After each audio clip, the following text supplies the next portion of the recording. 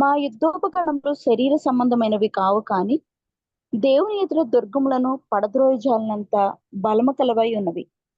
మేము వితర్కములను దేవుని గురించిన జ్ఞానమును అడ్డగించు ప్రతి ఆటంకమును పడద్రోసి ప్రతి ఆలోచనను క్రీస్తుకు లోబడినట్లు చెరపట్టి మేము సంపూర్ణ విధేయతను కనపరిచినప్పుడు సమస్తమైన అవిధేయతకు ప్రతిదండన చేయి సిద్ధపడి ఉన్నాము. సంగతులను పైపైనే మీరు చూచున్నారు. ఎవడైనా తాను క్రీస్తు వాడినని నమ్ముకొనేళ్ళ అతడు ఎలాగో క్రీస్తువాడో అలాగే మేమును క్రీస్తువారమని తమ మనసులో తాము తిరిగి ఆలోచించుకునవలెను. చిన్న ప్రార్థన. సర్వశక్తిమంతుడు ఒక దేవ, నాదా సత్య స్వరూపి, నీ పాదముల దగ్గరకు వచ్చి గోజాడుకుంటున్నాను. నీ వాక్యము సత్యమైనది, ప్రేమ కలిగినది అని మేము ధ్యానం చేసుకుని ఉండగా నాయన, నీ యొక్క కృపను బట్టి మీరు అమితమైన కృపలో మమ్మల్ని నింపేవాళ్ళు కదా యేసయ్యా. నీ బలం ఎలాంటిదో, నిగ్రహ శక్తి, ఆశా నిగ్రహము నీ యొక్క ఆత్మ ఫలములలో అనుగ్రహించింది కనుక నిన్ను చూడగలిగిన అనుభవం, నిన్ను బట్టి నాయన దినమెల్లా నేను స్తుతించగలుగునట్లు, అయా ఆనందించగలుగునట్లు, క్రీస్తుని బట్టి అతిశయించగలుగునట్లు అలాంటి ఆనందం మా జీవితంలో దయచేయమని యేసు నామం పేరట అడిగి వేడుకుంటున్నాము తండ్రి, ఆమేన్. ప్రభునందు ప్రియమైన వారలారా, ఇక్కడ మనం సిస్టర్ ఒకసారి రెఫరెన్స్ ఇంకోసారి చెప్పరా? ప్రియా సిస్టర్ రెఫరెన్స్ ఒకసారి చెప్పరా please? Second Corinthians 10th chapter 4th verse. Okay, thank you sister. Okay. అయితే ఇక్కడ మనం ధ్యానం చేసుకుని ఉండగా మరి ఈ యొక్క మొదటి వచనముల నుండి చూస్తే, మీ ఎదుట నున్నప్పుడు మీలో అనుకోగలవాడినైనట్టు, ఎదుట లేనప్పుడు మీ ఎళ్ళ ధైర్యం గలవాడినైనట్టు పౌలను నేనే యేసుక్రీస్తు యొక్క సాత్వికమును మృదుత్వమును బట్టి మిమ్మల్ని వేడుకొనుచున్నాను అంటాడు. ఈ యొక్క మృదుత్వము, సాత్వికము అనే మాట మనతో మాట్లాడుతూ అందుని బట్టి నేను దేవుని వేడుకొనుచున్నాను అని చెప్తూ, మీ ఎదుట నున్నప్పుడు మీలో అనుకోగలవాడనైనట్టు, ఎదుట లేనప్పుడు మీ ఎళ్ళ ధైర్యము గలవాడనైనట్టు అని చెప్తున్నాడు. సంఘం ఎదుట ఉండినప్పుడు అనుకవ లేక క్రీస్తు యేసునకు కలిగిన ఈ మనస్సు అన్నట్లుగా మరి ప్రేమ చూపించేవానిగా, ఇక్కడ ఒక క్రియ చూపించేవానిగా పౌలు భక్తుడు ఉన్నారు అనే మాట మనం ధ్యానం చేసుకుంటూ ఉంటాం. అట్టి విషయంలో ఎదుట ఉన్నప్పుడు అనుకోగలిగిన వాడుగా, సాత్వికముగా, మృదుత్వముగా అని చెప్తున్నాడు. రెండోదిగా చూస్తే మీ ఎదుట లేనప్పుడు మీ ఎడల ధైర్యము గలవాడనైనట్టు పౌలను నేనే యేసుక్రీస్తు యొక్క సాత్వికమును మృదుత్వమును బట్టి మిమ్మల్ని వేడుకొంచున్నాను. శరీర ప్రకారం నడుచుకున్న వారమని మమ్మను గూర్చి కొందరు అనుకొనుచున్నారు కారా? అట్టి వారి ఎళ్ళ నేను తెగించి కాఠిన్యం చూపవాలని తలంచుకొనుచున్నాను. కానీ నేను వచ్చినప్పుడు అట్లు కాఠిన్యమును చూపకుండానట్లు చేయుడని నేను మిమ్మల్ని బతిమాలుకొనుచున్నాను అని చెప్తున్నాడు. అంటే ఇక్కడ పౌలు భక్తుడు కూడా మరి ఆయనకు కూడా కోపం వస్తుంది అన్నట్లుగా, అలాగని నేను మీ ఎదుటకు వచ్చినప్పుడు ఆ కాఠిన్యత్వం చూపకుండానట్లు మీరు మనసు మార్చుకోండి. దయచేసి నాకు ఆ కాఠిన్యం క్రీస్తు యేసును బట్టి వద్దు, మీరు కూడా క్రీస్తు యేసును బట్టి ఆ కాఠిన్యంలోనికి నిలిచి ఉండవద్దు అనే మాట ఇక్కడ పౌలు భక్తుడు వేడుకుంటున్నాను అనే మాట, బతిమాలు కొనుచున్నాను అని కూడా చెప్తున్నట్లుగా మనం చూస్తున్నాం. ఎందుకు అని చూస్తే క్రీస్తు యేసు యొక్క ప్రేమ సాత్వికమును మృదుత్వమును బట్టి అని చెప్తున్నాడు. అంటే యేసు క్రీస్తు వారి యొక్క ప్రేమ ఎలా ఉంది అంటే సాత్వికము కలిగిన వారు ధన్యులు, వారు భూలోకమును స్వాతంత్రించుకుంటారు అనే మాట చెప్తున్నాడు. అంటే చేయగలిగి కూడా మనం అపకారం ఎదుటివానికి చేయలేని పరిస్థితి. అంటే మనం చేయగలం, మనం కూడా తిరిగి కొట్టగలం, మనం కూడా తిరిగి మాట అనగలం. కానీ యేసయ్య తన్ను కొట్టినను కొట్టడాయను, తిట్టినను తిట్టడాయను అన్నట్లుగా ఆయన చేయగలడు. మరి నా తండ్రిని వేడుకుంటే 12 వ్యూహ సేనం అవన్నీ రాగలవు అని చెప్తూ, వాటన్నిటికంటే అసలు ఆయన వేడుకుంటుంది ఏంటంటే, వీరు ఏమి చేయుచున్నారో వీరు ఎరుగరు గనక వీరిని క్షమించుము అనే మాట. కాబట్టి సాత్వికం దేవునికి ఉన్న ప్రేమ ఏంటి అంటే మనని ఆయన రాబట్టుకొనటమే అనే మాట చెప్తున్నాడు. తండ్రిలో మనల్ని సంపాదించుకొనటమే అనే మాట మనతో మాట్లాడుతున్నాడు. విమోచన క్రయధనం మన కొరకు అనుగ్రహించి క్రీస్తులో మనని ఏర్పరచుకొనటమే అనే మాట మనతో మాట్లాడుతున్నాడు. అందునిమిత్తం ఇక్కడ మనం ధ్యానం చేసుకుని ఉండగా ఆయన అంటున్నాడు, మేము శరీరధారులమై నడుచుకొనుచున్నను శరీర ప్రకారము యుద్ధము చేయము, మా యుద్ధోపకరణములు శరీర సంబంధమైనవి కావు గాని అనే మాట మనతో మాట్లాడుతున్నట్లుగా మనం చూస్తున్నాం. ఈ యొక్క మరి శరీరధారులమై నడుచుకొనుచున్నను శరీర ప్రకారము యుద్ధము చేయము అని చెప్తున్నాడు. శరీరధారులమై ఉన్నాము మనము. క్రీస్తులో దైవత్వం ఉంది, శారీర నైజము ఉంది. పూర్తిగా దైవత్వం కలిగిన వారు అదే రీతిగా పూర్తిగా శరీరధారి అయి ఉన్నారు అనే మాట కూడా మనం చూస్తాం. అయితే యేసయ్య విడిచిపెట్టకూడని భాగ్యముగా ఎంచుకునేది ఏంటి అని అంటే మహిమ అంతస్తు. మహిమ అంటే ఒక ప్రకాశమానమైన స్థితి, ఒక అథారిటీ అనే మాట మనం చూస్తాం. అంటే ఆయన ఒక మహిమ అంతస్తు. ఆయన చూస్తే ఎవరు కూడా నిలవలేకపోయినట్లుగా, మరి ఆయన్ని చూస్తే ఎవరు కూడా ఆయన ముందు ఆయన్ని చూడలేని స్థితి. అలాంటి స్థితి అంతా కూడా విడిచిపెట్టేశాడు. పేతురు, యాకోబు, యోహానులు మరి అక్కడ నిలవబడినప్పుడు నీకొక పర్ణశాల, ఏలియా గారికి ఒక పర్ణశాల, మోషే గారికి ఒక పర్ణశాల అని చెప్తూ ఉన్నారే కానీ ఈయన యొక్క ముఖము సూర్యుని వలె ప్రకాశించినప్పుడు ఆయన్ని చూడలేక వారు మూర్ఛిల్లిపోయినట్లుగా మనం చూస్తూ ఉంటాం. అంటే దీని ప్రకారంగా చూస్తే ఇంకా యోహాను అనే ఈయన ప్రకటన గ్రంథం రాసిన యొక్క యోహాన్ గారు కూడా 1వ అధ్యాయంలో చూస్తే ఆయన ఎదుట చచ్చిన వానువనే పడిపోయినట్లుగా మనం చూస్తాం. అంటే తండ్రి యొక్క మహిమను కలిగిన కుమారుడు ఆ మహిమ అంతస్తు కూడా తండ్రి యొద్ద పూర్తిగా విడిచిపెట్టి తన యొక్క దైవత్వమును మాత్రమే తెచ్చుకున్నారు. దైవత్వము వేరు, మహిమ అనేది వేరు. మహిమ అనేది పై రూపం కనబడుతుంది, దైవత్వము అంతరంగమును చూపిస్తుంది. మనం కూడా ఒక్కోసారి బయటికి గంభీరంగా కనబడతాం, లేకపోతే వేరే విధంగా బయట చూస్తే ఒకలాగా ఇంకొక మనిషిని ఒకలాగా అర్థం చేసుకుంటాం. కానీ అంతరంగం వేరుగా ఉంటది. అమ్మో, ఆయన చూస్తే భయం అనిపిస్తుంది, ఆయన చాలా కోపిష్టిలాగా ఉన్నాడు అన్నట్లుగా ఆలోచించేస్తాం. కానీ అంతరంగం అసలు నిజానికి ఆయన కోపిస్తే కాదు, కానీ ఆయన అలా ఉన్నారు అనే మాటలు మనం వింటూ ఉంటాం. అంటే దీని ప్రకారంగా మనం చూస్తున్నప్పుడు మహిమ అంతస్తు అనేది తండ్రి యొక్క విడిచిపెట్టకూడని భాగ్యంగా ఎంచుకొనక, అంటే ఒక నరుని వలె నరుని యొక్క రూపంలో వచ్చిన మనుషుని యొక్క పోలిక, దాసుని యొక్క స్వరూపం ధరించుకున్న యేసయ్య దైవత్వమును మాత్రం విడిచిపెట్టలేదు. అంటే తన పరిశుద్ధతను కాపాడుకుంటున్నారు అనే మాట మనం చూస్తాం. పరిశుద్ధత, తనలో పరిశుద్ధత ఉంది అనే మాట మనం చూస్తాం. అందుకని యేసుక్రీస్తు వారు బాప్తిస్మం పొందవలసిన అవసరం ఉందా అంటే మాదిరి ఉంచిపోయెను. అంటే ఆయన కూడా ఒక మాదిరి చూపిస్తున్నాడు మనకి.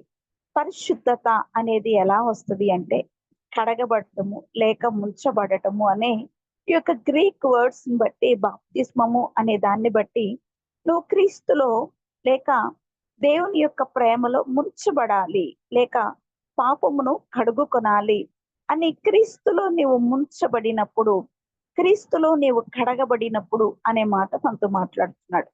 అలా పరిశుద్ధతను మనం ధరించుకుంటాం. మరి యేసయ్య వెళ్ళి ఎక్కడ మునగాలి, లేకపోతే ఎక్కడ కడుక్కోవాలి? ఆయన పరిశుద్ధుడు కదా అంటే అక్కడ ఒక మాదిరి చూపిస్తున్నాడు. ఈ మాదిరి అంటే కడుగుకొనటానికి రండి అని. రెండోది, ఆ ప్రవక్త ఎవరి కొరకు ఎదురు చూస్తున్నారో ఆ ప్రవక్త పని అక్కడ కడగబడే పని. కడుగుతూ ఉన్నాడు. కడుగుతున్న ప్రవక్తకి ఎదురు పడాలి యేసయ్య.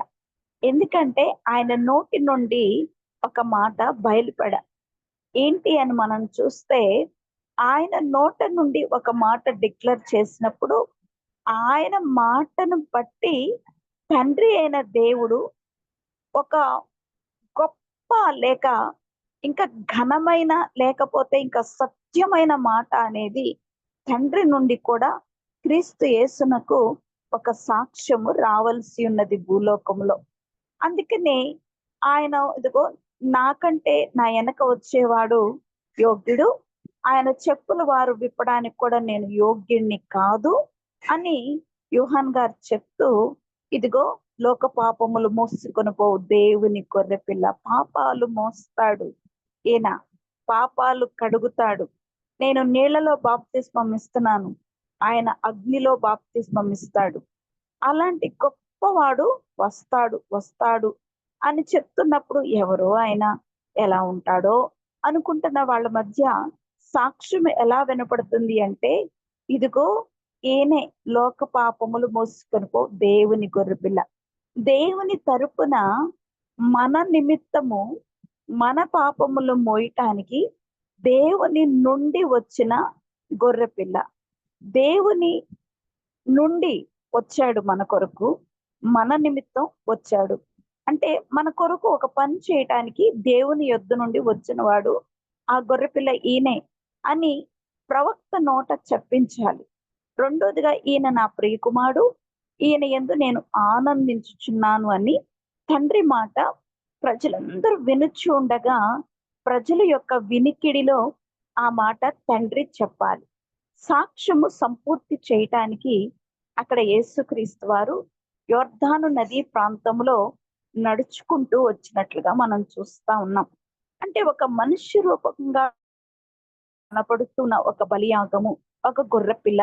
అయితే మనిషి రూపంగా కనపడుతున్నప్పటికీ గొర్రెపిల్ల వంటి సాత్వికమైన మనస్తత్వము ఆయన కలిగి ఉండి, ఆ యొక్క రెల్లును విరిచేవాడు కాదు, మరి మకమకలాడుచున్న దీపాన్ని ఆర్పేవాడు కాదు.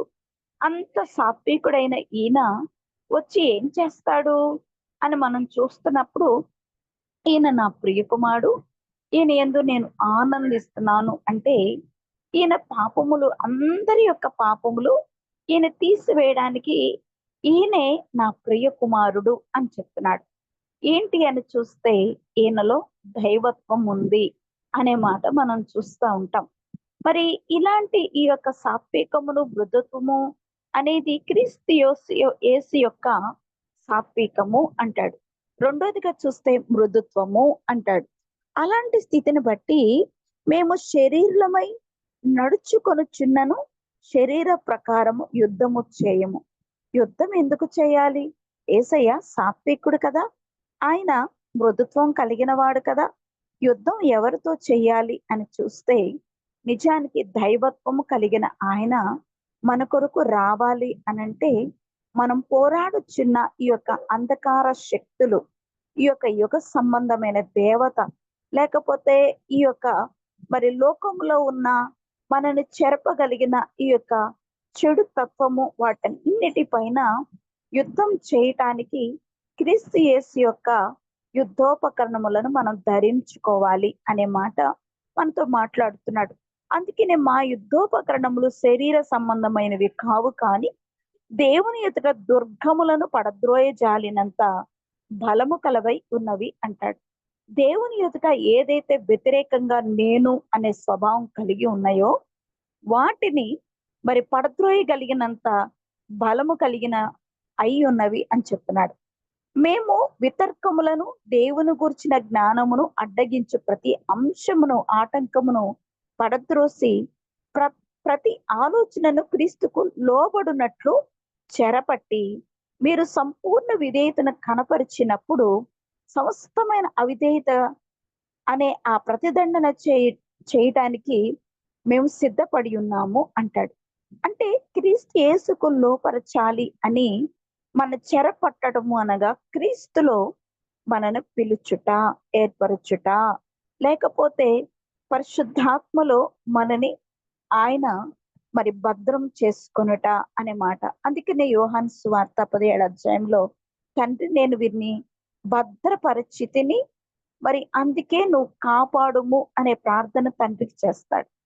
భద్రపరచటము అని అంటే, ఈ భద్రపరచటము అంటే ఎన్ని ఆటుపోటులు వచ్చినా కూడా క్రీస్తు యేసుని నుండి ఎడబాయ నేర గొప్ప ఎడబాయ నేరని గొప్ప అంతస్తు, ఒక ఆశా నిగ్రహము నిగ్రహించుకునే శక్తి మనలోనికి రావాలి అంటే మనము క్రీస్తు యేసులోనికి చెరపట్టబడాలి అంటాడు.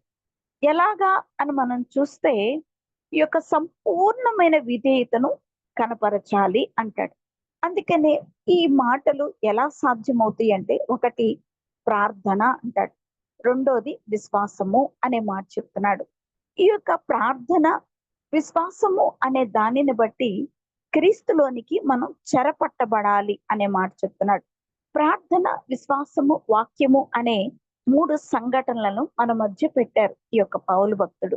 కాబట్టి తాను క్రీస్తు వాడినని నమ్ముకొనిన ఎడల అతడు ఎలాగో క్రీస్తు వాడో అలాగే మేమును క్రీస్తు వారమని తన మనస్సులో తాను తిరిగి ఆలోచించుకొనవలెను అంటాడు.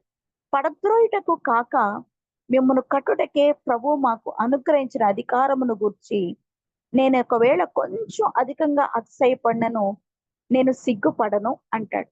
అంటే ఈ యొక్క మాటలన్నిటిని బట్టి చూస్తే క్రీస్తు వాడినని నమ్మి మనం జీవించాలి అనే మాట చెప్తున్నాడు. అలా మేము కూడా క్రీస్తుని బట్టే పనిచేస్తున్నాము కాబట్టి క్రీస్తు వాడను అని మీరు అనుకున్నప్పుడు అది అతిశయ కారణమే అని చెప్తున్నాడు. అందునిమిత్తము మరి యేసుక్రీస్తు వారి యొక్క జీవితమును బట్టి మనం ధ్యానం చేసుకుని ఉండగా ఈ యొక్క మత్తయి సువార్త 4వ అధ్యాయంలో మనం ధ్యానం చేసుకుంటూ ఉంటున్నప్పుడు మనతో జరుగుచున్న ఈ యొక్క సంఘటన ఏంటి అని మనం చూస్తే, అపవాది చేత యేసయ్య శోధింపబడుచున్న విధానము అనేది మనకు కనబడుతూ ఉంది. ఆ శోధన కాలముల యందు యేసయ్య వాడుతున్న ఆ యొక్క బాణములు అనేవి మనం చూస్తున్నప్పుడు యుద్ధోపకరణములు అనే మాట మనం ధ్యానం చేసుకుంటున్నప్పుడు యుద్ధోపకరణములు ఏమై ఉన్నవి అని మనం చూస్తే, ఒకటి మరి ఆ యొక్క యుద్ధోపకరణములు 3గా వాడినట్లుగా మనం చూస్తూ ఉంటాం.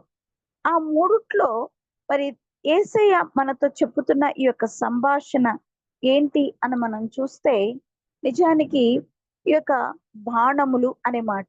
అందుకనే 2వ రాజుల గ్రంథం 13వ అధ్యాయం 14-15 వచనంలో చూస్తే, అక్కడ ఆ యొక్క సిరియా రాజు పైన ఎలీషా యెహోయాషు అనే అతన్ని మరి బాణములు వేయమని అడుగుతున్నట్లుగా మనం చూస్తాం. అయ్యా నా తండ్రి రథమును రౌతులను నీవే అన్నట్లుగా, మరి నువ్వే ఇలా అయిపోయావా, మరి ఎలాగా నువ్వు ఇలా అయిపోయావేంటి అని యెహోయాషు ఏడుస్తున్నప్పుడు 2వ రాజుల గ్రంథం 13వ అధ్యాయం 14-15 వచనం చూస్తే, అక్కడ ఎలీషా ప్రవక్త అంటున్నారు, బాణములు మరి కిటికీకి వేసి విప్పు అన్నప్పుడు కిటికీని విప్పినట్లుగా, అంటే కిటికీకేసి బాణం వేసి కొట్టినట్లుగా మనం చూస్తున్నాం.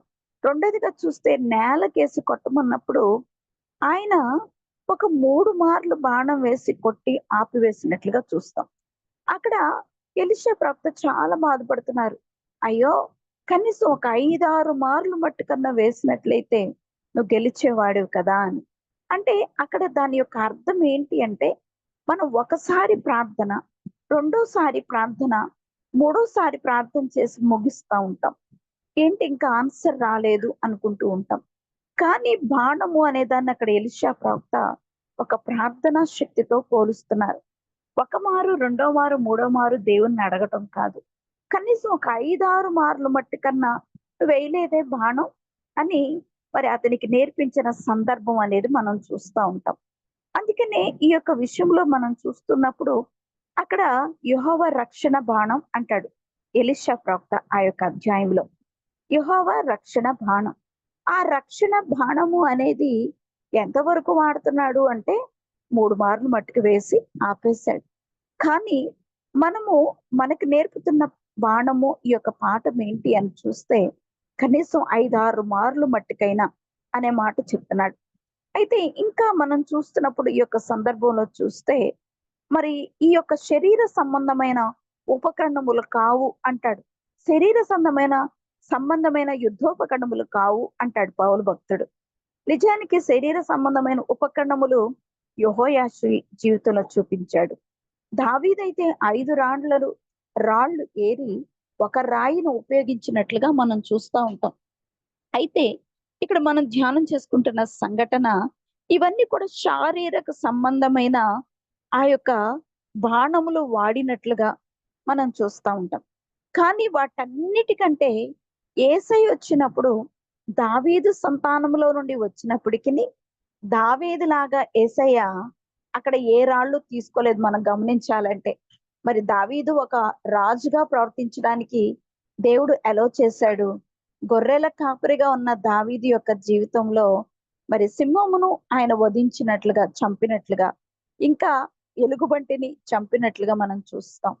అక్కడ చాలా శ్రేష్టమైన ఒక ఘనమైన ధైర్యశాలిగాను, పరాక్రమం కలిగిన వానిగాను దావీదు నిలబెట్టాడు. అయినప్పటికీ దావీదు యొక్క విషయంలో దేవుడు అక్కడ శరీర సంబంధమైన ఉపకరణములు ఉపయోగించడానికి ఒక మాదిరి చూపించారు. కానీ ఇక్కడ యేసుక్రీస్తు వారు దావీదు కుమారుడా అని పిలిపించుకుంటూ ఇక్కడ దావీదు కుమారునిలాగా ఉండిన యేసయ్య దావీదులాగా ఎలాంటి ఉపకరణాలు వాడలేదు. ఎలా వాడుతున్నారు అంటే తండ్రి అయిన దేవుని యొక్క నైజమును మాత్రమే వాడుతున్నట్లుగా మనం చూస్తా ఉంటాం. అందుకనే ఈ యొక్క విషయంలో చూస్తూ ఉన్నప్పుడు మనతో మాట్లాడుతున్న మాట ఆ ఈ యొక్క వ్రాయబడి ఉన్నది అనే మాట. అందుకని యేసుక్రీస్తు మరి శోధన సమయంలో బాణములు వేసినప్పుడు అని మరి ఈ యొక్క బాణము అంటే దేవుని యొక్క మాట అనే మాట మనం చూస్తా ఉంటాం. అందుకని ఇక్కడ మనతో మాట్లాడుతున్న మాటలు చూస్తే మత్తయి సువార్త 4వ అధ్యాయంలో యేసుక్రీస్తు వారు అపవాది చేత అరణ్యములో శోధింపబడుతున్నకు కొనిపోయినప్పుడు ఆత్మ వల్ల అరణ్యమునకు కొనిపోబడెను అనే మాట చూస్తాం. నిజానికి ఎరుకో పట్టణంలో ఆ యొక్క ఎలీషా గారు అలనాడు ఆ యొక్క నీటిని మరి ఉప్పు వేసి వాటన్నిటిని బాగు చేసినట్లుగా మనం చూస్తాం. ఆ ప్రాంతం దాటి కొంచెం 1 కిలోమీటర్, హాఫ్ కిలోమీటర్ అంత దూరం వెళ్తేనే ఒక పెద్ద లోయ కనపడుతుంది. అంటే మనం నుంచుంది ఒక పెద్ద అంటే భూభాగం మీదే, కానీ అక్కడికి వెళ్ళి చూస్తే మనమే ఒక కొండ మీద ఉన్నట్టు ఉంటుంది ఆ లోయని చూస్తే. ఆ లోయ ఎంత లోతైందో అసలు నాకు భలే ఆశ్చర్యం అనిపించింది. ఆ లోయని చూస్తేనే ఒకలాంటి భయం అనిపించింది. అంటే భయం అంటే ఏదో అపవాదికి సంబంధించిన భయం కాదు, ఆ లోతు అనే దాన్ని బట్టి చూస్తే. కానీ ఆ లోతు ఎంత లోయ ఉందో అంత లోయలో నుండి మరలా ఆ భూమి మట్టమునకు సమానంగా ఇక్కడ ఎలా నుంచున్నామో ఆ అవతల ఆ లోయ అవతల అటు ప్రక్కన నుంచుంటే దానికి మరి ఎన్ని అంటే ఒలీవల ఆలివ్ మౌంట్స్ అంటాం కదా, ఒలీవల కొండ కాదు, ఒలీవల పర్వతం. ఆ ఒలీవల పర్వతం అనేది చాలా ఎత్తుగా ఉంటది. నిజానికి చాలా ఎత్తుగా ఉంటది. నాకు దానికంటే ఎత్తా అనిపించింది. మరి నా యొక్క అంచనా కరెక్టో కాదో నాకు తెలియదు, కానీ ఆ లోయని చూస్తే ఆ పర్వతం అంత డబుల్ టైమ్స్ ఎత్తు కనపడుతున్నట్లుగా అనిపించుండొచ్చు నా యొక్క జ్ఞానాన్ని బట్టి. మరి కానీ ఒలీవల కొండే చాలా ఎత్తుగా ఉంటది. భూమి మీద ఉన్న వాటన్నిటిలో పర్వతాలకి పర్వతంగా ఉంటది అన్నట్లుగా ఈ యొక్క ఎవరెస్ట్ శిఖరం ఇవన్నీ కూడా దేనికి పనికిరావు. ఎందుకంటే యెరూషలేము పట్టణమే కొండ మీద ఉన్న పట్టణం. కొండకి కొండలాగా ఆ కొండకి పర్వతం లాగా ఉండిద్ది ఒలీవల పర్వతం. మరి ఈ యొక్క టెంప్టేషన్ మౌంట్ కూడా మనం చూస్తే ఇది కూడా చాలా మన యువతల ఏ మట్టం మీద మరి మనం నుంచున్నామో, ఎంత హైట్ లో నుంచున్నామో ఆ లోయలో అంత దిగుకు దిగి మళ్ళీ ఎక్కి అవతల ఒడ్డు మీద నుంచున్నప్పుడు ఆ పైన ఆ కొండ ఎంతో ఎత్తుంది. అసలు నాకు ఎప్పుడు అనిపిస్తుంది, ఎంతో హాల అది చెప్తే మాత్రం అయ్యా నువ్వు ఎక్కేసావా ఈ పర్వతాన్ని అనిపిస్తుంది. ఎలా ఎక్కాడో అసలు ఎక్కడానికి కూడా ఎక్కడ ఒక స్లోప్ గా ఎక్కడ కనపడదు, ఏటవాలుగా ఎక్కడ కనపడదు. అక్కడ చాలా ఎత్తుగా ఉంటది. నిజంగానే ఈ యొక్క అధ్యాయంలో ఈ మాటలు మనం చూస్తే 4వ అధ్యాయంలో అప్పుడు యేసు అపవాది చేత శోధింపటకు ఆత్మ వలన అంటే నిజంగానే ఫిలిప్పు గారు ఆ నపుంసకుని యొక్క రథముల కంటే ముందుగా వెళ్ళి ఎలా పరిగెత్తాడో ఆత్మ ద్వారా, అలా యేసయ్య కూడా ఆ పర్వతం మీదకి ఎక్కు ఉండొచ్చు. అంటే నడిచి వెళ్ళటం కాదు, ఆత్మ ద్వారా పైకి వెళ్ళి ఉంటారు అని అనిపిస్తది. అది మరి నా జ్ఞానము చాలా మితమైన జ్ఞానము, దేవుని యొక్క జ్ఞానము బలమైన జ్ఞానము. ఆ దేవుని యొక్క జ్ఞానం కలిగిన వారికి ఆ యొక్క ఆన్సర్ ఇంకా ఎక్కువ వస్తది అని నేను ఆశిస్తూ ఉన్నాను. అయితే ఇక్కడ మనం చూస్తున్నప్పుడు నా జ్ఞానంలోకి అంత ఆలోచన వచ్చింది. ఎలాగా ఎలా ఎక్కుంటాడు? ఆత్మ ద్వారా పైకెళ్ళిపోయి ఉంటారా అనిపించింది. ఇంకా ఎవరి ద్వారా అయినా మరి దేవుడు ఈ యొక్క మాట ఇంకా మంచి ఆన్సర్ ఇస్తారేమో దేవుని బట్టి మనం చూద్దాం. అయితే ఇక్కడ మనం ధ్యానం చేసుకుంటూ ఉండగా శోధింపబట్టకు ఆత్మ వల్ల అరణ్యమునకు కొనిపోబడినంటే నిజమే. అది అరణ్యం అంటే అరణ్యం. అదేం ఫారెస్ట్ కాదు. ఇక్కడ ఇశ్రాయేలు కూడా ఎడారి ప్రాంతంలో నడిచారు. డెజర్ట్ లో నడిచారు. ఈజిప్ట్ నుండి ఈ యొక్క కనాన్‌కి. కానీ అది కూడా అరణ్యము అనే మాట చెప్తాడు. అంటే అరణ్యము మీన్స్ అక్కడ ఏది గూడా మొలవదు. అంటే ఏది తినటానికి ఉండదు. ఒక మనిషి కనబడరు. అసలు ఏది కూడా కనపడకుండా శూన్యం వంటిది. ఎటు నుండి ఆశిస్తున్న ఇప్పుడు ఎవరన్నా బాధ పెడుతున్నారనుకోండి, ఎవరైనా కొడుతున్నారనుకోండి, చుట్టుపక్కల చూసుకుంటాం అరుస్తూ. అమ్మో! ఎవరైనా కాపాడతారేమో అని చుట్టూ చూస్తాం. అప్పుడు ఎవ్వరికీ వినపట్లేదనుకో మన యొక్క ఆర్తధ్వని, మన యొక్క బాధ ఎవ్వరికి వినపడడం లేదు అంటే అసలు ఎవ్వరికి కనుచూపులో కూడా మనం కనపడడం లేదు. కనుచూపులో మన యొక్క గొంతు కూడా ఎవ్వరికి వినపడడం లేదు అంటే దీని ప్రకారం అదొక అరణ్యం. అంటే అసలు మన యొక్క బాధ, మన రోదనం, మన యొక్క ఆర్తధ్వని అనేది ఎవ్వరికి వినపట్లేదంటే అదొక అరణ్యం. మనిషికి మనిషి సాయం చేయటానికి కూడా కనపడనటువంటి ప్రాంతము అని అర్థం అన్నమాట. అలాంటి ఆ యొక్క విషయంలో యందు 40 దినములు 40 రాత్రులు ఉపవాసం ఉండిన పిమ్మట ఆకలి గొనగా అంటే నేను నిజానికి ఇది ఇంగ్లీష్ మూవీలో జీసస్ క్రైస్ట్ ఈ టెంప్టేషన్ మౌంట్ గురించి ఒకటి నేను చూసాను ఒక మూవీ. అక్కడ యేసయ్య ఎందుకో అక్కడికెళ్ళి చక్కగా మనోనిదానంగా ఉంటది. ఎవరు లేరు. తండ్రితో కూర్చొని సహవాసం చేయటానికి కూర్చున్నారు అన్నట్లుగా అక్కడ చూపిస్తున్నారు. అయితే అక్కడ తనకి ఉపవాసం వల్ల సొమ్మసిల్లిపోయిన తర్వాత అంటే ఒక 40 డేస్‌కి తనకి ఎలా కనపడుతుంది అంటే తన తండ్రి అయిన యోసేపు ఆ యొక్క మరి తండ్రి కనబడుతున్నారు. అంటే యోసేపొచ్చి నాన్న భోంచేయి అన్నట్లుగా మరి మదర్ మేరీ వచ్చి ఇంకా భోజనం చేయలేదా? చెయ్యి నాయనా అని అంటున్నట్లుగా తనకి ప్రకంపనలు కనపడుతుందన్నమాట. ఒక ఇమాజినేషన్. అలా కనపడతా ఉంది. అమ్మొచ్చినట్లుగా, నాన్నొచ్చినట్లుగా. నిజానికి వారి యొక్క ఆధ్వర్యంలో మరి యేసయ్య పెరిగాడు కదా! కాబట్టి తల్లి యొక్క నీడలో అమ్మ మనం ఒక రోజు భోజనం చేయకపోతే ఎట్లా బ్రతిమలాడుతదో, అట్లా అడుగుతున్నట్లుగా అలాగా చూస్తున్నప్పుడు అక్కడ అపవాది వచ్చి "ఏం పర్లేదు ఇది తిను" అంటే వాళ్ళని వాళ్ళని తలపించేలాగా మదరు ప్రేమలాగా, యోసేపు ప్రేమలాగా అక్కడ చూపించే రీతిగా మరి కనిపిస్తా ఉందనమాట. అలా చూపిస్తున్నప్పుడు అమ్మే వచ్చి తినమంటుందా? లేకపోతే తండ్రి వచ్చి తిను నాయనా ఇన్ని రోజులు తినలేదు అని అనిపించేలాగా చేస్తున్నప్పుడు యేసయ్య మానవుల యొక్క ప్రేమకు మరి తల్లిదండ్రుల ప్రేమకు ముగ్ధుడవుతాడు కదా! మరి ఆధ్వర్యంలో చిన్నవాడుగా పెరిగిన యేసయ్య అలా అని చూస్తున్నప్పుడు అపవాది శోధిస్తున్నప్పుడు దాని యొక్క మాటకు కాదు కానీ ఆత్మలో లీనమైన యేసయ్య మానవుల ప్రేమ కోరుకుంటున్నప్పుడు అది చాలా వ్యర్థంగా అనిపించింది. ఆ వ్యర్థము అనేది మనుష్యుల ప్రేమ కంటే మరి ఏంటి అనంటే అపవాది మోసపరిచే ప్రేమలాగా అక్కడ చూపిస్తా ఉన్నారు. అప్పుడు చూపిస్తున్నప్పుడు యేసయ్య పూర్తిగా దైవత్వం కలిగిన వారు కనుక ఆయన అవగాహన చేసుకుంటున్నారు. అరే! నేను ఇంత ఏకాగ్రతంగా వచ్చి ప్రేయర్ చేసుకుంటున్నప్పుడు, ఈ యొక్క ఏకాంత స్థలంలో నేను చేరినప్పుడు మరి అమ్మ రాలేదు, నాన్న రాలేరు. ఇంత దూరం రాలేరు. వాళ్ళకి తెలీదు నేనెక్కడ ప్రార్థన చేస్తున్నాను. కానీ అపవాది నన్ను శోధిస్తుంది అనే మాట.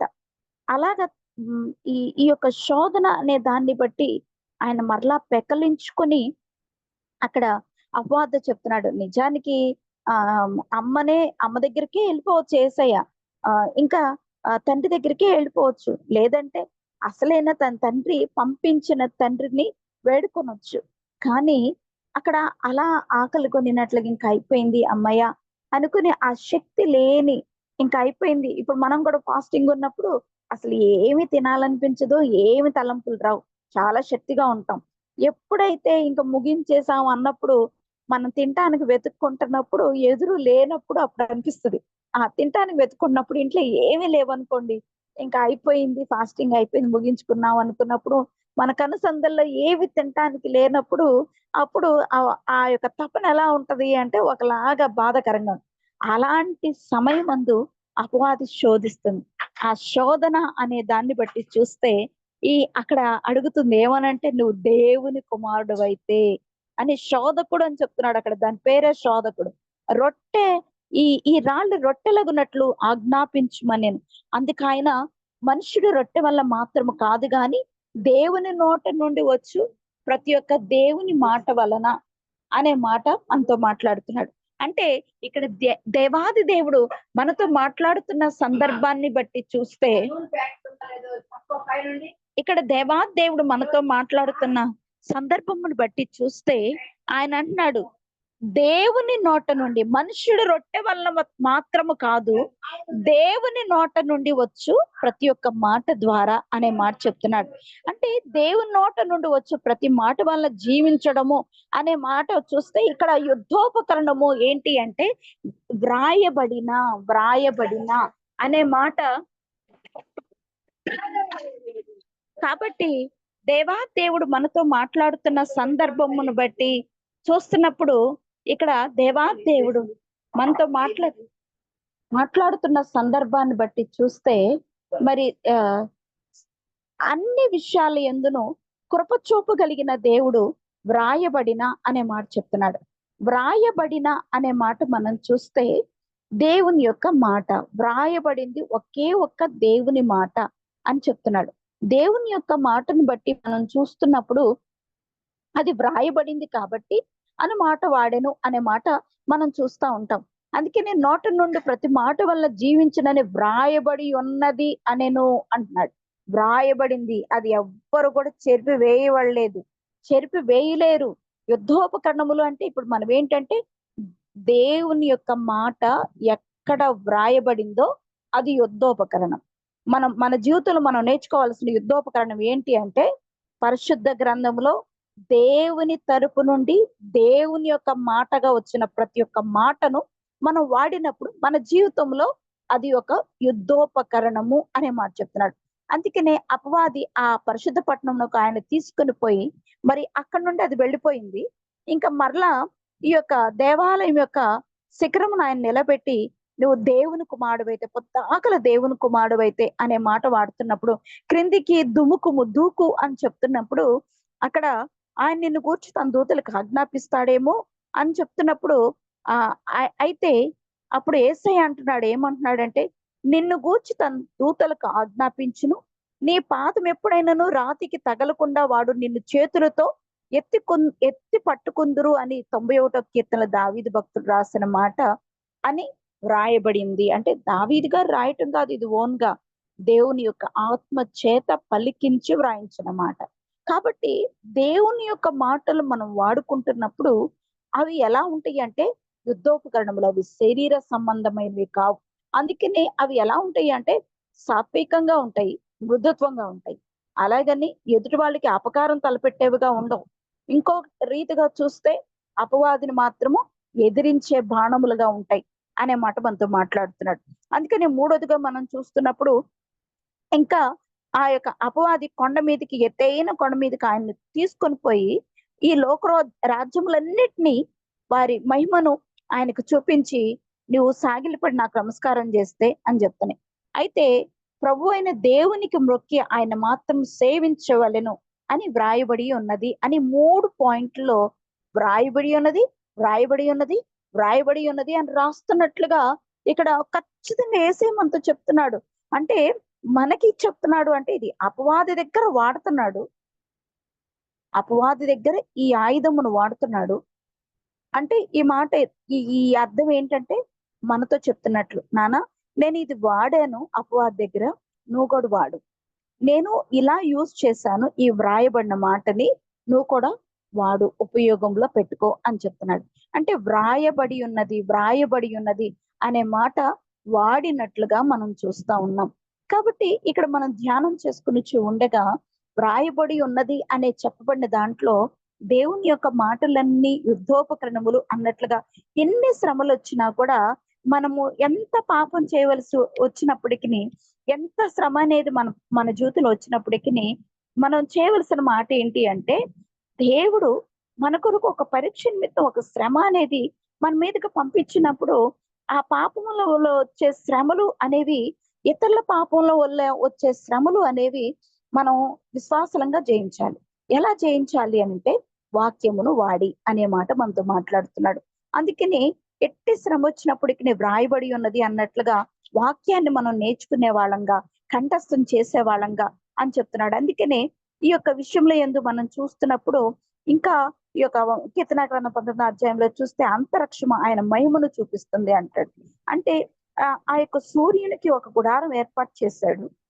అవన్నీ కూడా దేవుని యొక్క చేతి పనులు చూపిస్తుంది అంటే, నిజానికి దేవుని యొక్క చేతి పనులు చూపిస్తుంది అనే దానికంటే కూడా సృష్టి యావత్తు కూడా ఈ యొక్క నరుని చేయటం అనే విధానంలో తప్ప ప్రతి ఒక్కటి కలుగును గాక, కలుగును గాక, కలుగును గాక ఆ మాటలన్నీ కూడా వ్రాయబడి ఉన్నాయి. అవి కేవలం దేవుని నోట నుండి వచ్చిన మాటలే అనే మాట మనం చూస్తా ఉంటాం. దానికి అంత విలువ ఉంది.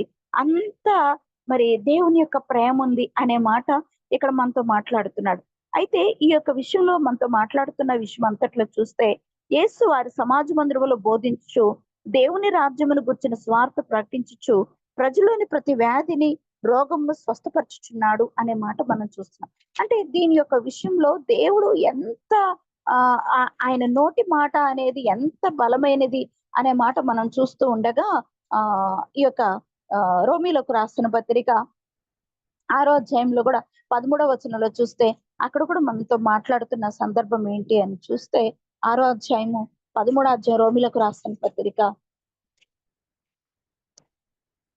అక్కడ కూడా మనతో మాట్లాడుతూ అట్లయినే మరియు మీ అవయములను దుర్నీతి సాధనములుగా పాపమునకు అప్పగింపకుడి. అయితే మృతుల్లో నుండి సజీవులము అని అనుకుని మిమ్మల్ని మీరే దేవునికి అర్పించుకోండి. మీ అవయములను నీతి సాధనములుగా దేవునికి అప్పగించండి అని చెప్తున్నాడు. నీతికి సాధనములుగా మనం వాడాలి అనే మాట చెప్తున్నాడు. అంటే ఈ యొక్క యుద్ధోపకరణం దేవుని యొక్క వాక్యమును మన హృదయంలో పెట్టుకొని మనం నీతి సాధనములుగా మనం వాడాలి అనే మాట చెప్తాడు. అందుకనే ఈ యొక్క అధ్యాయంలో మనం ధ్యానం చేసుకుంటూ ఉండగా ఈ యొక్క సందర్భాన్ని బట్టి చూస్తే రోమిలకు రాసిన పత్రికలోనే మనం 13వ అధ్యాయము 12వ వచనంలో కూడా చూస్తే అక్కడ కూడా మనతో మాట్లాడుతున్న మాట 13వ అధ్యాయము 12వ వచనంలో చూస్తే ఆయన అంటున్నాడు, రాత్రి చాలా గడిచి పగలు సమీపంగా ఉన్నది కనుక మనం అంధకార క్రియలను విసర్జించి తేజస్ సంబంధమైన యుద్ధోపకరణములను ధరించుకుందాము అంటాడు. ఇంకా రాత్రి అనే ఒక పాపపు నైజం, చీకటి అనే ఒక పాపపు నైజం, అపవాది యొక్క లక్షణములు అనేవి ఇంకా మన నుండి దూరంగా వెళ్ళిపోయినాయి. ఇంకా అసలు దాన్ని ఎదిరించగలిగిన శక్తి మనకు అనుగ్రహించాడు. దేవుని యొక్క వాక్యమును మనం ధరించుకునే సమయం వచ్చేసింది. అలాంటి సమయం ధరించుకున్నప్పుడు అంధకార క్రియలన్నీ ఇంకా విసర్జించేసి దేవుని వాక్యమును నేర్చుకుంటమే కాదు, సాధకం చేసుకోవాలి. ఒక ఎక్సర్సైజ్, లేకపోతే నిత్యము ఒక వాడుక, లేకపోతే మన యొక్క అలవాటుగా మార్చుకోవాలి అని చెప్తున్నాడు. ఏంటి అంటే తేజస్ సంబంధమైన యుద్ధోపకరణములు ధరించుకోవాలి అంటాడు. ఆ తేజస్ సంబంధమైన యుద్ధోపకరణములు ఏంటి అని చూస్తే అల్లరితో కూడిన ఆటపాటలు అనేవి మత్తైనను లేకుండా ఉండటం అంటాడు. అల్లరితో కూడిన ఆటపాటలు లేకుండా మనం నడవాలి, మత్తులంగా కూడా ఉండకూడదు అంటాడు. తేజస్ సంబంధమైన యుద్ధోపకరణములు అనేవి. రెండోదిగా చూస్తే కామ విలాసములైనను పోకిరి చేష్టలైనను లేకయు అంటాడు. ఈ యొక్క 13వ అధ్యాయము 12, 13వ వచనం రోమిలకు రాసిన పత్రికలో మనం చూస్తున్నప్పుడు ఇంకా కలహమైనను మత్సరమైనను లేకయు అంటాడు. పగటి యందు నడుచుకున్నట్లు మర్యాదగా నడుచుకుందుము అంటాడు. ఎందుకంటే మెట్టుకు ప్రభువైన యేసు క్రీస్తును ధరించుకునిన వారే శరీరేచ్ఛలకు నెరవేర్చుకుంటకు శరీరం విషయమై ఆలోచన చేయకోకుండా ఉండటమే తేజస్ సంబంధమైన యుద్ధోపకరణములు. అంటే శారీర నైజము అనేది ప్రక్కన పెట్టి యేసయ్య ఇలా చెప్పాడు, ఇదిగో మా కొరకు అలా వ్రాయించాడు. తండ్రి అయిన దేవుడు ఆయన ప్రియకుమారుని పంపించాడు, ఆయన మా కొరకు మరణించాడు, తిరిగి లేచాడు, సమాధి చేయబడి తిరిగి లేపబడి పునరుద్ధానుడై ఆయన ఆరోహుడయ్యాడు. అలాంటి స్థితి మాకు కూడా వస్తుంది, అలా వ్రాయబడింది అని చెప్తున్నాడు. అందుకని రోమిలకు రాసిన పత్రిక 6వ అధ్యాయంలోను 8వ అధ్యాయంలో కూడా మనం చూస్తే అక్కడ కూడా ఆయన అంటున్నాడు, ఆయన ఎలాగో తిరిగి లేచాడో అలాగే అనే మాట మనతో మాట్లాడుతున్నాడు. ఆయన ఎలాగ తిరిగి లేచాడో అలాగే మనం కూడా తిరిగి లెగుస్తామని చెప్తున్నాడు. మనం బాప్తిస్మం వల్ల మరణములో పాలు పొందిన వారమైతే ఆయనతో కూడా పాతిపెట్టబడి మనము ఆయనతో పాటు మరణం యొక్క సాదృశ్యంలో ఆయనతో ఐక్యం గల వారమై ఉన్న ఎడల ఆయన ఎలా తిరిగి లేచాడో మనం కూడా అలాగే తిరిగి లెగుస్తామంటాడు. 6వ అధ్యాయం, రోమీలకు రాసిన పత్రిక 6వ అధ్యాయంలో ఈ యొక్క 4వ వచనం నుండి 6వ వచనం వరకు మనతో మాట్లాడుతున్నట్లుగా మనం చూస్తా ఉంటాం. కాబట్టి అలాంటి తేజ సంబంధమైన యుద్ధోపకరణాలు మనం ధరించుకోవాలి అని చెప్తున్నాడు. 2 కొరింథీయులకు రాసిన పత్రికలో మనం ధ్యానం చేసుకుంటున్నప్పుడు అక్కడ కూడా మనతో మాట్లాడుతున్న మాట 13వ అధ్యాయం 10వ వచనంలో చూస్తే అక్కడ ఆయన అంటున్నాడు, ఏమని చెప్తున్నాడు అనంటే 10వ వచనంలో, కాబట్టి నేను మీ యొద్దకు వచ్చినప్పుడు పడద్రోయుటకు కాక మిమ్మును కట్టుటకే ప్రభు నాకు అనుగ్రహించిన అధికారం చొప్పున కాఠిన్యమును కనపడకుండానట్లు దూరంగా ఉండగానే ఈ సంగతులు వ్రాయిచున్నాను అంటాడు. అంటే వ్రాయిచున్నాను అంటే ఇవంతా కూడా తండ్రి అయిన దేవుడు చెప్పినప్పుడు పరిశుద్ధాత్మని యొక్క నడిపింపులోను మరి ఆయన యొక్క పరిశుద్ధాత్మ దేవుని యొక్క ఆ యొక్క అనుగ్రహం చొప్పున ఇక్కడ వ్రాయబడుతూ ఉన్నట్లుగా మనం చూస్తా ఉన్నాం. అందుకనే కాఠిన్యం కనపరచుకోకుండా ఉండటము అనేది కూడా తేజ సంబంధమైన యుద్ధోపకరణము. అంటే మనకి ఇప్పుడు ఏ ఆయుధం అంటే ఎవరిని గాయపరచడం అనేది శారీరకంగా కాదు, దేవుళ్ళను ఉద్ధరించే వారంగా మనం ఉండాలి అనే మాట చెప్తున్నాడు. అందుకనే 1 కొరింథీయులకు రాసిన పత్రికలో చూస్తే 1వ అధ్యాయం 18వ వచనంలో చూస్తే అక్కడ కూడా మనతో మాట్లాడుతున్న మాట ఏంటి అంటే 1వ అధ్యాయము 18వ వచనము అనే దాంట్లో మనం చూస్తున్నప్పుడు ఆయన అంటున్నాడు, ఇదిగో నశించిన సిలువను గురించిన వార్త నశించిన వారికి వెర్రితనంగా ఉంది కానీ రక్షింపబడుతున్న మనకు దేవుని యొక్క శక్తి ఉంది. ఇందును గురించి నేను మీకు చెప్తుంది ఏంటి అంటే జ్ఞానుల జ్ఞానం నాశనం చేతును, వివేకుల వివేకమును శూన్యపరుతును అని వ్రాయబడి ఉన్నది అంటాడు. జ్ఞాని ఏమయ్యను, శాస్త్రి ఏమయ్యను, ఈ లోకపు తర్కవాది ఏమయ్యను, ఈ లోకపు జ్ఞానము దేవుడు వెర్రితనంగా చేస్తున్నాడు కదా అని చెప్తాడు. అంటే దేవుని యొక్క జ్ఞానమును మనం ధరించుకునే వాళ్ళంగా వ్రాయబడి ఉన్నది అని పౌలు భక్తుడు అనేక విధాల లేఖనములు వ్రాస్తున్నట్లుగా, లేఖనముల గురించి చెప్తున్నట్లుగా, అంటే నిజంగా ఇది అంతా కూడా యేసయ్య చెప్పినట్లుగా వ్రాయబడి ఉన్నది అంటే మనం కూడా కంటతున్న వాక్యాలు నేర్చుకొని అవి వ్రాయబడింది కదా, అక్కడ అధ్యాయంలో ఇలా వ్రాయబడింది కదా, కాబట్టి ఏసునాంపేట సాతానా వెనక ఉప్పో అని దాన్ని మనం రెబ్యూక్ చేసే వాళ్ళం లాగా ఎదిరించే వారంగా మనం ఉండాలి. అంటే మెయిన్ గా మనం ప్రార్థన, ఈ యొక్క విశ్వాసము అనేదే కాక అసలు యుద్ధోపకరణములు అనే మరి దేవుని సంబంధించిన వాక్యము అనేది కంటత వాక్యం, ఎక్కువ కంటత వాక్యం చేసే వాళ్ళంగా మనం ఉండాలి అని చెప్తున్నాడు. అందుకనే ఈ యొక్క 2 తిమోతి 2:3 కూడా చూస్తే అక్కడ కూడా మనతో మాట్లాడుతున్న మాట 2 తిమోతి